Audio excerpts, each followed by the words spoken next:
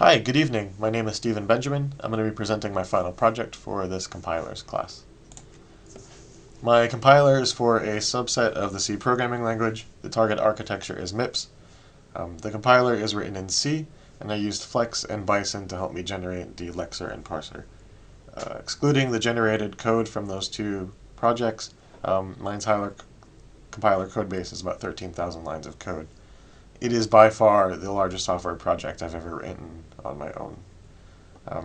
For testing, I used a framework called BATS, which is a bash-based testing framework, basically shell scripts. So I didn't even really know the C programming language when I started. I had done some very simple things with it before, but nothing like implementing a compiler for it. So I'd say that I have a fairly good understanding of C, especially the parts of the language that we actually implemented. And for debugging in the beginning was really simple. I had a lot of printf type statements. And then I learned about GDB. I started digging into it more, which was really powerful tool. Being able to get backtraces from crashes and segfaults, being able to set breakpoints and step through the code, traversing the stack, and even examining the variables that are in the program was really neat because I use structs to represent the node objects in my abstract syntax tree, and the output from GDB was really intuitive about how it displayed them. I also used some of the debugging facilities in Bison, setting yyDebug equals to 1.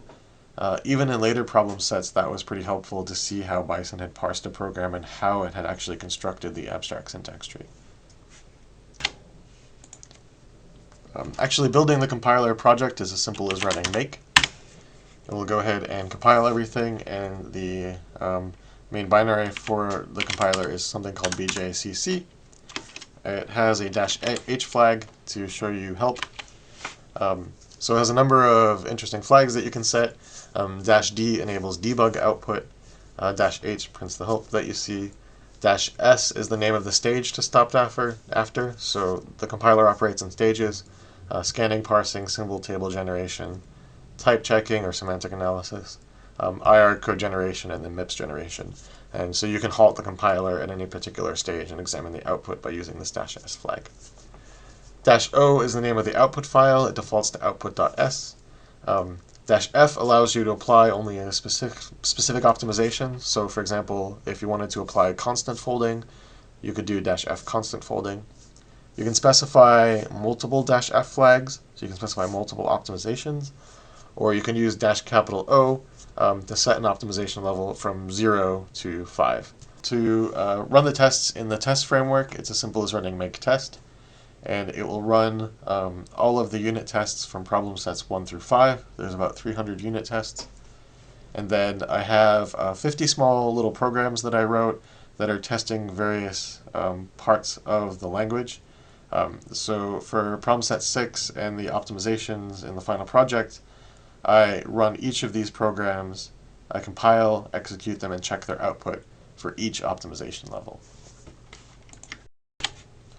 So let's go ahead and look at some of the output when you actually use the compiler. For this example, I use Professor Frankel's factorial.c program, which we saw really often in class. So when we compile it, the compiler first outputs the symbol tables. So we see that it generated a table for all of the strings that are being used, and then it has a table at each particular scope. So at the file scope, we have these functions. The scope for each function, so file.main has variables n, f, and one called prompt, which is an array of characters that's 80 chars long.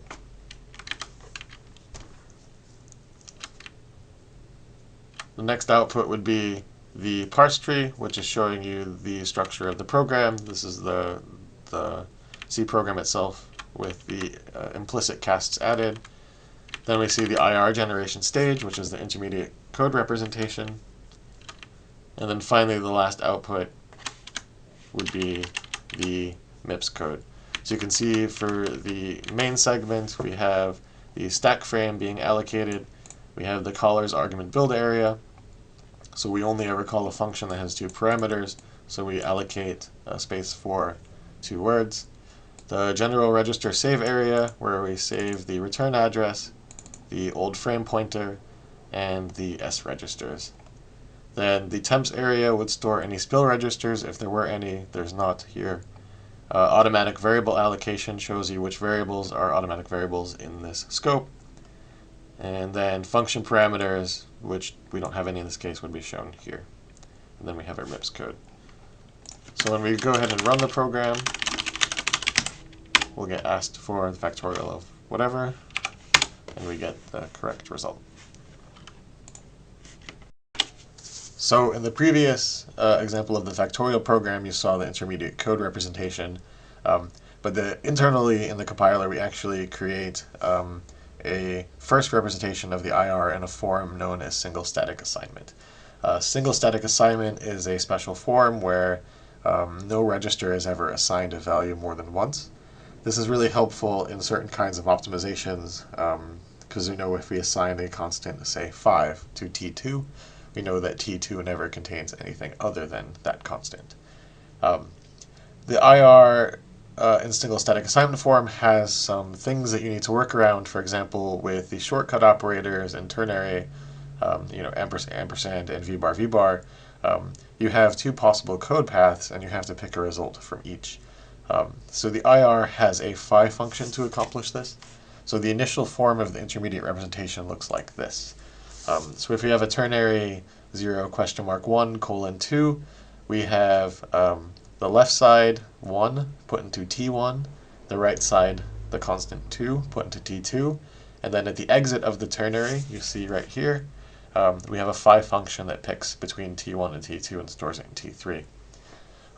Before we proceed to MIPS code generation, however, this IR is converted to non-SSA form. This is simply taking those T1 and T2 and replacing it with the results of the phi function. So after the intermediate code representation stage is done, the compiler goes ahead and applies any optimizations that were selected.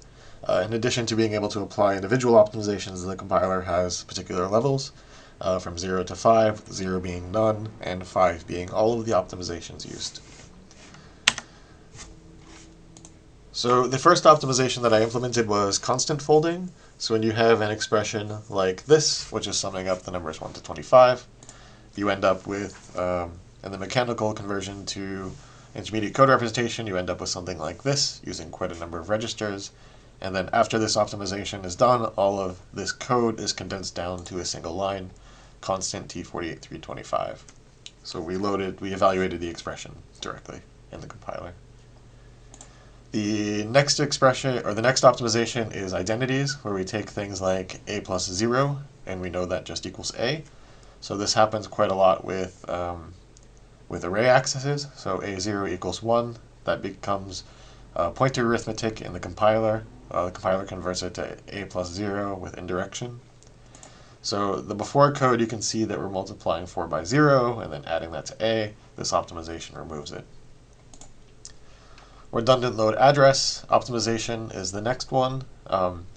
In a single statement, you could end up loading the same variable address twice, which is a bit redundant. This optimization removes that. The next is immediate conversion. So if you have an expression like a plus equals 5, the initial IR will load the constant 5 and then use an add signed word instruction. The immediate conversion converts this to immediate, add immediate, T3, T2, 5. So, and then the next and final optimization is branch elimination. You can have cases in the IR code where you have a goto that's immediately followed directly by that label. So we can just remove that goto entirely. So the optimizations that I've applied actually do have a real-world impact on actual programs. And I wrote a particular program called rot13, which is a Caesar cipher that shifts all alpha characters by 13. And what I did was I tested this on a large amount of text, which is the Huckleberry Finn novel from Project Gutenberg, which is about 620 kilobytes.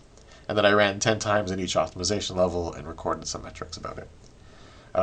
This program actually can do file input and output. SPIM supports those system calls, so in addition to print string, print int, I also implemented all of the file I/O read and stuff, so that made it easier to get large amounts of data into the programs. So at optimization level 0, the program is 953 lines of code. At optimization level 5, it's reduced by nearly 20% to 766. And then time-wise, you can see that particular optimizations have some significant impacts on the code. At optimization level 0, it takes 13.4 seconds. And by the time we hit optimization level 5, the program only takes 9.42 seconds. The last thing I want to talk about is my register allocation strategy. So it was very simple. Register is reset at the statement level, and I use S0 to S8 only, and they're saved on calls to function. And then any spill code is generated for statements that need more than 8 registers. I did start down the path of doing graph coloring, and I do have some of the liveness and next use analysis in my code. However, there wasn't enough time to complete the graph coloring allocation. So I left the allocation strategy I have because it was working quite well.